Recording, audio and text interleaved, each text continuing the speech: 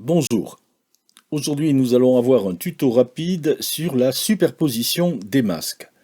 Alors je prends une image de fond, je fais un double clic pour l'ouvrir et j'ai préparé deux masques de forme de masque de silhouette. Donc je vais d'abord les charger pour vous les montrer. Voilà, homme, femme, je les ouvre. Bon, les voilà, elles sont superposées l'une à l'autre. Alors, je peux rapetisser leur taille. Tenez, pour ça, je les sélectionne toutes les deux. Ici, je choisis ces deux points de contrôle. C'est des points de contrôle uniques, ça tombe bien pour le moment. Et là, tout simplement, je tape 75 et les voilà tous les deux en même temps à 75%. La dame, je vais la rapetisser un peu plus, voilà, parce qu'elle avait la tête plus grosse que le monsieur. Donc comme ça c'est mieux. Alors ici, vous voyez, j'ai mes deux masques, donc j'ai mes deux silhouettes.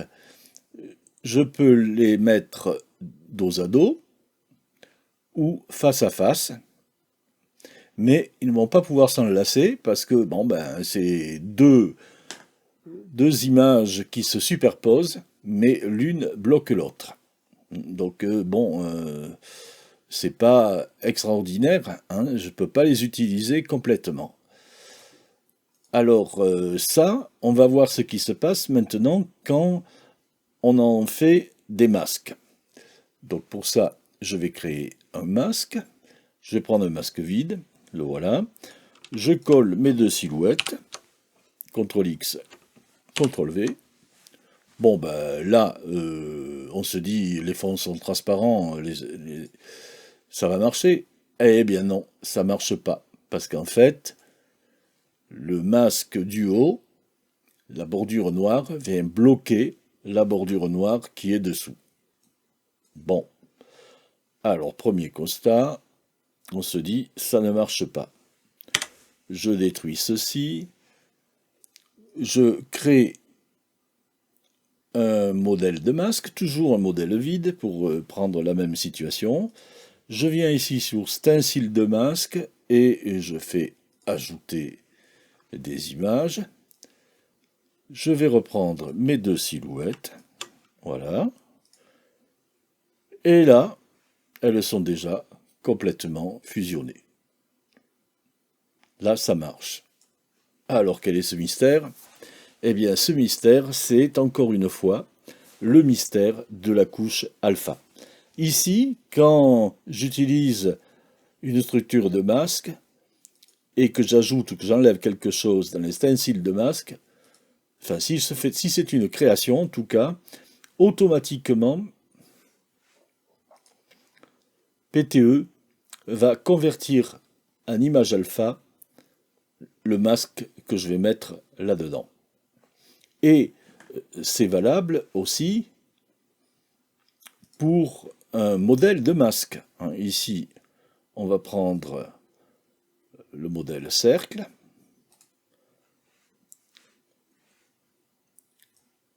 Voilà, ça marche pareil.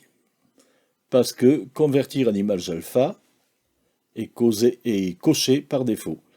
Et si j'enlève cette coche, eh bien, vous voyez que le problème réapparaît même avec le modèle tout prêt. Et ça va être bien sûr le cas avec les miens.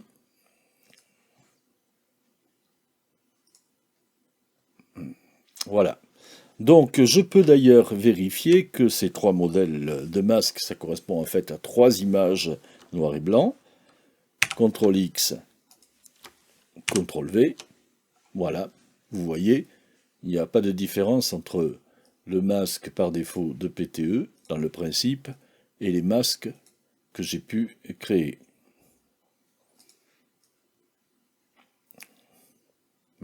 Là, ça ne marche pas. Maintenant, je peux les sélectionner tous les trois. Je peux appuyer sur convertir en image alpha. Et vous voyez que maintenant, ici, les images vont fusionner sans problème.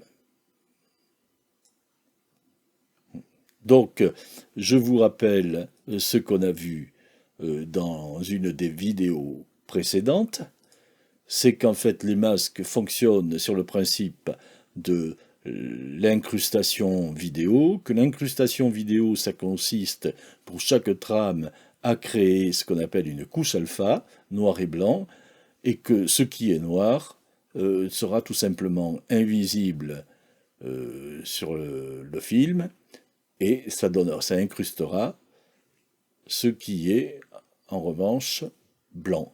Donc c'est des silhouettes animées en vidéo, ou c'est des silhouettes fixes en photo, et on a vu que tous les logiciels photo, j'ai pris l'exemple de Photoshop parce que c'est le seul que je connaisse, mais c'est valable pour tous les logiciels de photo utilisent aussi le principe de la couche alpha. Et donc vous voyez ici comme cette couche alpha est à double détente sous PTE, CTRL X, CTRL V, hein, puisque ça peut servir ici à accentuer la superposition des masques. Donc pour terminer, je vais reprendre ma photo du coucher de soleil de la Martinique.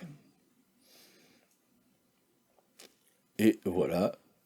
Alors là, oui, mes masques sont trop gros, donc comme tout à l'heure, je sélectionne 2 points de contrôle et je modifie la taille. Bon, voilà. Et ici, je place le soleil sur le cœur de madame. Voilà, c'est parfait. Donc peut-être bon, comme ça, ou comme ça, je ne sais pas. Voilà. Donc ici, ça marche très bien. Vous avez vu le principe. Lorsqu'on veut utiliser plusieurs masques et les superposer, eh bien, il faut bien vérifier que l'option convertir en image alpha est cochée. Alors par défaut, elle est toujours cochée. Mais il peut arriver, pour une raison ou une autre, faites un copier-coller, faites quelque chose, ça ne va plus être coché, tout d'un coup ça ne marchera pas.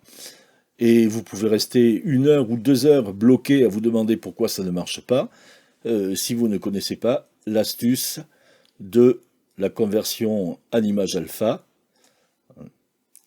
Et donc, il est important de savoir que si vous avez un petit souci, ça vient sûrement de là, lorsque vous faites quelque chose d'un peu élaboré.